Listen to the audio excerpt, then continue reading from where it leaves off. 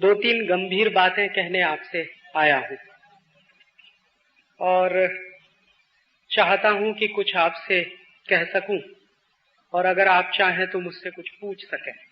मेरे व्याख्यान के बाद अगर आपको लगे तो आप सवाल जरूर पूछिएगा।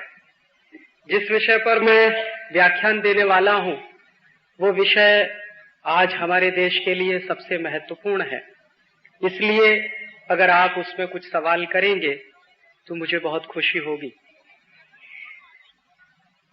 आजादी के 50 साल हो गए हैं, ऐसा भारत सरकार कहती। 1947 में हम आजाद हुए थे अंग्रेजों की गुलामी से और 1947 में जब आजादी मिली तो अब 1997 आ गया है।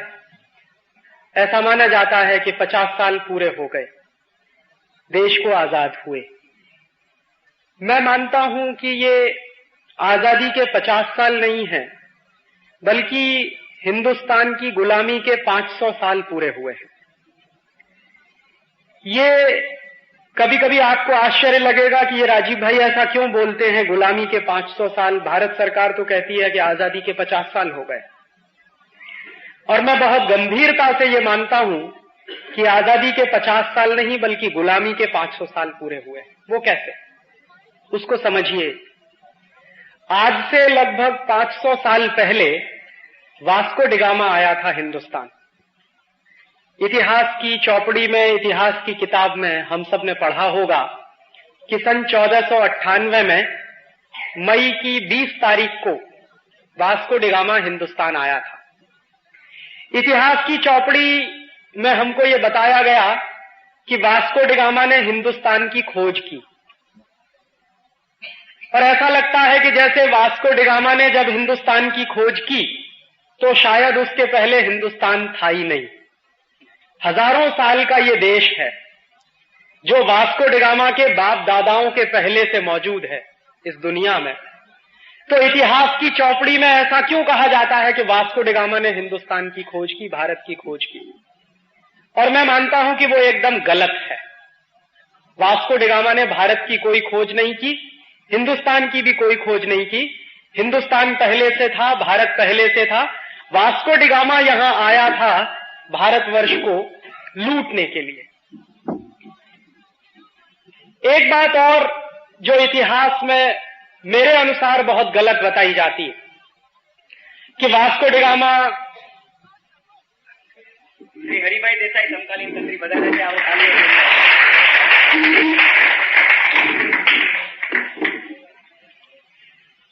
दूसरी बात जो मैं कह रहा था कि अक्सर ये कहा जाता है कि वो वास्को डिगामा एक बहुत बहादुर नाविक था, बहादुर सेनापति था, बहादुर सैनिक था और हिंदुस्तान की खोज के अभियान पर निकला था। ऐसा कुछ नहीं था। सच्चाई ये है कि पुर्तगाल का वो उस जमाने का डॉन था, माफिया था। जैसे आज के जमाने में हिंदुस्तान में बहुत सारे माफिया किंग हैं, उनका नाम लेने की जरूरत नहीं है क्योंकि मंदिर की पवित्रता खत्म हो जाएगी। ऐसे ही बहुत सारे डॉन और माफिया किंग 15वीं शताब्दी में होते थे यूरोप में। और 15वीं शताब्दी का जो यूरोप था वहां दो देश बहुत ताकतवर थे उस जमाने में। एक था स्पेन और दूसरा था पुर्तगाल। तो वास्को डिगामा जो था वो पुर्तगाल का माफिया किंग था। 1490 के आसपास से वास्को डिगामा पुर्तगाल में चोरी का काम, लुटेरे पने का काम, डकैती डालने का काम, ये सब किया करता था। और अगर सच्चा इतिहास उसका आप खोजिए तो एक चोर और लुटेरे को हमारे इतिहास में गलत तरीके से हीरो बनाकर पेश किया गया। और ऐसा जो डॉन और माफिया था उस जमाने का पुर्तगाल का, ऐसा ही एक दूसरा लुटेरा और डॉन था, माफिया था, उसका नाम था कोलंबस। वो स्पेन का था। तो हुआ क्या था, कोलंबस गया था अमेरिका को लूटने के लिए और वास्को डिगामा आया था भारतवर्ष को लूटने के लिए। लेकिन इन दोनों के दिमाग में ऐसी बात आई कहां से, कोलंबस के दिमाग में ये किसने डाला कि चलो अमेरिका को लूटा जाए, और वास्को डिगामा के दिमाग में किसने डाला कि चलो भारतवर्ष को लूटा जाए? तो इन दोनों को ये कहने वाले लोग कौन थे? अतुल भाई जो बता रहे थे वही बात मैं आपसे दोहरा रहा हूं। हुआ क्या था कि 14वीं और 15वीं शताब्दी के बीच का जो समय था, यूरोप में दो ही देश थे जो ताकतवर माने जाते थे। एक देश था स्पेन, दूसरा था पुर्तगाल। तो इन दोनों देशों के बीच में अक्सर लड़ाई झगड़े होते थे। लड़ाई झगड़े किस बात के होते थे कि स्पेन के जो लुटेरे थे वो कुछ जहाजों को लूटते थे तो उसकी संपत्ति उनके पास आती थी। ऐसे ही पुर्तगाल के कुछ लुटेरे हुआ करते थे, वो जहाजों को लूटते थे तो उनके पास संपत्ति आती थी। तो संपत्ति का झगड़ा होता था कि कौन कौन संपत्ति ज्यादा रखेगा, स्पेन के पास ज्यादा संपत्ति जाएगी या पुर्तगाल के पास ज्यादा संपत्ति जाएगी। तो उस संपत्ति का बंटवारा करने के लिए कई बार जो झगड़े होते थे वो वहां की धर्म सत्ता के पास ले जाए जाते थे।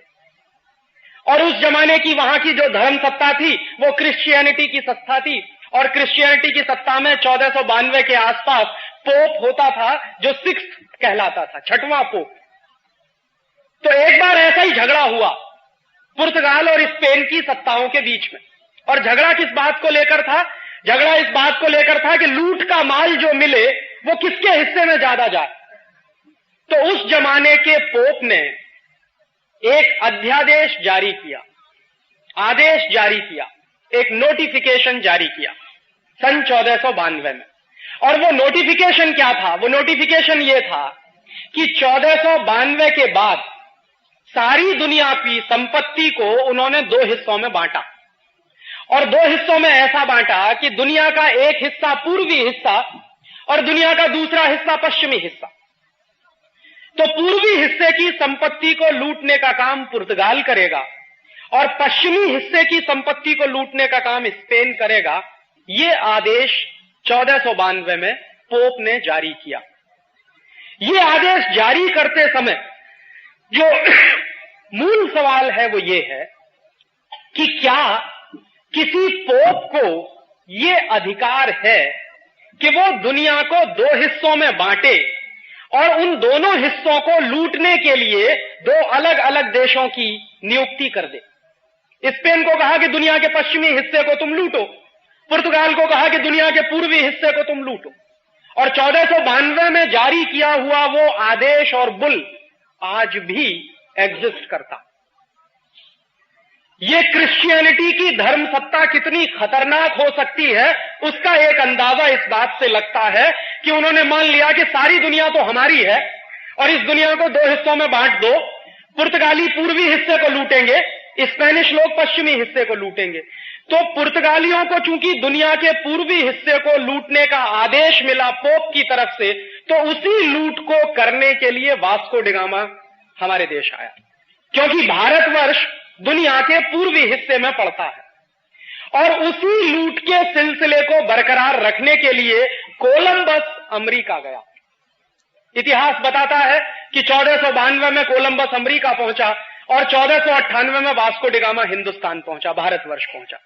कोलंबस जब अमेरिका पहुंचा तो उसने अमेरिका में जो मूल प्रजाति थी रेड इंडियंस, जिनको माया सभ्यता के लोग कहते थे, उन माया सभ्यता के लोगों से मारकर पीटकर सोना चांदी छीनने का काम शुरू किया। इतिहास में यह बराबर गलत जानकारी हमको दी गई कि कोलंबस कोई महान व्यक्ति था। महान व्यक्ति नहीं था, अगर गुजराती में मैं शब्द इस्तेमाल करूं तो नराधम था। और वो किस हद दर्जे का नराधम था, सोना चांदी लूटने के लिए अगर किसी की हत्या करनी पड़े तो कोलंबस उसमें पीछे नहीं रहता था। उस आदमी ने 14-15 वर्षों तक बराबर अमेरिका के रेड इंडियन लोगों को लूटा। और उस लूट से भर भर कर जहाज जब स्पेन गए तो स्पेन के लोगों को लगा कि अमेरिका में तो बहुत संपत्ति है, तो स्पेन की फौज और स्पेन की आर्मी फिर अमेरिका पहुंची। और स्पेन की फौज और स्पेन की आर्मी ने अमेरिका में पहुंचकर 10 करोड़ रेड इंडियंस को मौत के घाट उतारा। 10 करोड़। और ये 10 करोड़ रेड इंडियंस मूल रूप से अमेरिका के बाशिंदे थे। ये जो अमेरिका का चेहरा आज आपको दिखाई देता है, ये अमेरिका 10 करोड़ रेड इंडियन की लाश पर खड़ा हुआ एक देश है। कितने हैवानियत वाले लोग होंगे, कितने नराधम किस्म के लोग होंगे जो सबसे पहले गए अमेरिका को बसाने के लिए, उसका एक अंदाजा आपको लग सकता है। और आज स्थिति क्या है कि जो अमेरिका की मूल प्रजा है, जिनको रेड इंडियंस कहते हैं, उनकी संख्या मात्र 65,000 रह गई है। 10 करोड़ लोगों को मौत के घाट उतारने वाले लोग आज हमको सिखाते हैं कि हिंदुस्तान में ह्यूमन राइट्स की स्थिति बहुत खराब है। जिनका इतिहास ही ह्यूमन राइट्स के वायलेशन पर टिका हुआ है, जिनकी पूरी की पूरी सभ्यता 10 करोड़ लोगों की लाश पर टिकी हुई है, जिनकी पूरी की पूरी तरक्की और विकास 10 करोड़ रेड इंडियनों के खून से लिखा गया है, ऐसे अमेरिका के लोग आज हमको कहते हैं कि हिंदुस्तान में साहब ह्यूमन राइट्स की बड़ी खराब स्थिति है, कश्मीर में, पंजाब में, वगैरह वगैरह। और जो काम मारने का, पीटने का, लोगों की हत्याएं करके सोना लूटने का, चांदी लूटने का काम कोलंबस और स्पेन के लोगों ने अमेरिका में किया, ठीक वही काम वास्को डिगामा ने 1498 में हिंदुस्तान में किया। ये वास्को डिगामा जब कालीकट में आया 20 मई 1498 को, तो कालीकट का राजा था उस समय झामोरीन। तो झामोरीन के राज्य में जब ये पहुंचा वास्को डिगामा, तो उसने कहा तो मैं तो आपका मेहमान हूं, और हिंदुस्तान के बारे में उसको कहीं से पता चल गया था कि इस देश में अतिथि देवो भव की परंपरा। तो झामोरीन ने, बेचारे ने, ये अतिथि है ऐसा मान के उसका स्वागत किया। वास्को डिगामा ने कहा कि मुझे आपके राज्य में रहने के लिए कुछ जगह चाहिए, आप मुझे रहने की इजाजत दे दो, परमिशन दे दो। झामोरीन बेचारा सीधा साधा आदमी था, उसने कालीकट में वास्को डिगामा को रहने की इजाजत दे दी। जिस वास्को डिगामा ने झामोरीन के राजा को अतिथि बनाया, उसका आतिथ्य ग्रहण किया, उसके यहां रहना शुरू किया, उसी झामोरीन की वास्को डिगामा ने हत्या कराई। और हत्या करा के खुद वास्को डिगामा कालीकट का मालिक बना। और कालीकट का मालिक बनने के बाद उसने क्या किया कि समुद्र के किनारे है कालीकट, केरल में, वहां से जो जहाज आते जाते थे, जिसमें हिंदुस्तानी व्यापारी अपना माल भर भर के